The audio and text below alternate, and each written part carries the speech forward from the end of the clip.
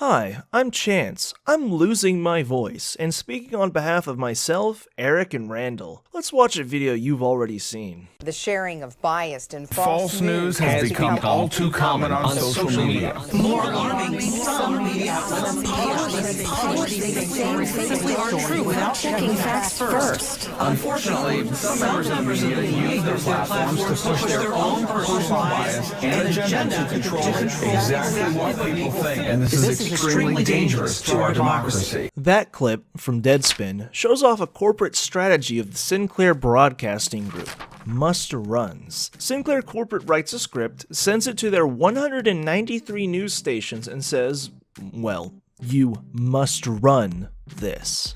The message in that must run was about fake news, basically echoing a lot of statements President Trump has made, so yeah, it has a very clear conservative slant.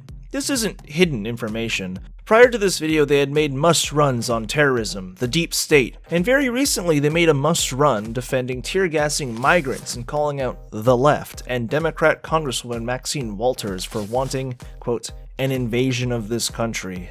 But the real problem here isn't the message, it's why so many people are seeing it. Through extensive corporate consolidation, that's the subject of this video by the way, Sinclair now owns 193 local news stations that they can force to say just about anything. This gives them a huge up on the media effects theory of agenda setting. I mean, we're talking about them, aren't we? There's also the shady fact that Sinclair is in a very advantageous position to push agenda, as currently 76% of Americans, regardless of political affiliation, trust local news. There are people out there that still believe their local news is 100% fact-based regardless of who owns the station. Sinclair is, of course, looking to expand even further, making their media effects even more pronounced. But hey, we're young, we use the internet, not the TV. What about social media? Sadly, social media plays a big part in this. It should be obvious by now that each social media network wants to be the one you go to, with the breadth of features smaller networks can't really compete with. Or they just get bought out. For instance, when Instagram added 24-hour stories, live streaming features, and personal messages via text or video, Facebook answered back with its acquisition of Instagram.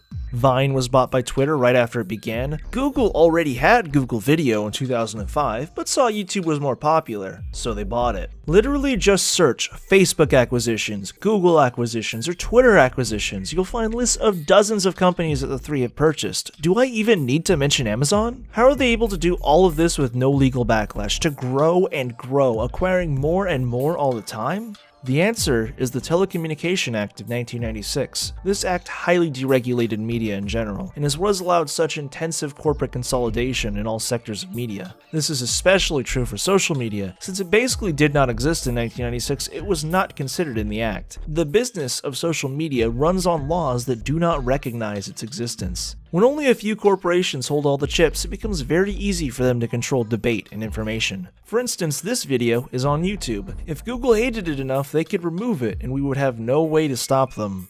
A strong democracy requires a competitive, independent media. And big corporate media mergers hurt our democracy. These mega mergers give Americans fewer choices in accessing news and information in print, over the air, and online. We must put the brakes on media monopolization and work towards innovative reforms that put consumers and everyday people first.